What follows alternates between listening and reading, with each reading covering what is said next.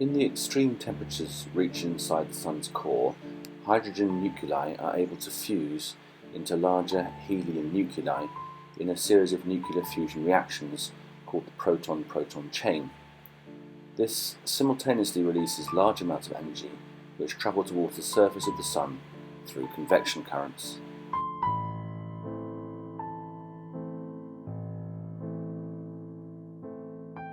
When all the hydrogen nuclei have been used up, the proton chains continue by fusing helium nuclei until the iron stage is reached, and elements heavier than iron are only formed in supernovae. Hans Bethe realised in the 1930s that there was a complete cycle of helium nuclei fusion, and that's what I'm going to try and explain in the next minute or so. Okay, so inside the Sun, you've got lots and lots of protons bumping each other, and in and of itself, that's nothing because these are not nuclear reactions because there's no neutrons. But what Bethe realised was that under beta decay, one of these protons could actually decay into a neutron. And once you've got that, you produce something called deuterium, which will release also a positron and a neutrino. And suddenly you've got deuterium, and you've got a neutron. Now we can get nuclear reactions going on.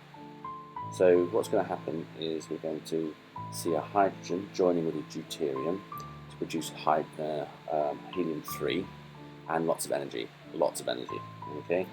And then now we produce helium-3, other helium-3s can fuse to produce helium-4 and 2 hydrogen protons and of course lots of energy.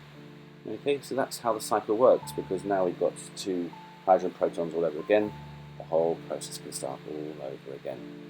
And in actual fact, that first, the hydrogen proton fusing with the hydrogen proton to create deuterium and the positron and the neutron takes about 1 billion years. It takes an awfully long time, which is in marked contrast to the second step, and that is the hydrogen plus deuterium forming helium-3 and lots of energy.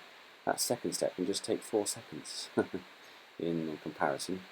And the last one is a bit longer, about 400 years, for helium-3 and helium-3 to form helium-4 and produce 2 hydrogen protons.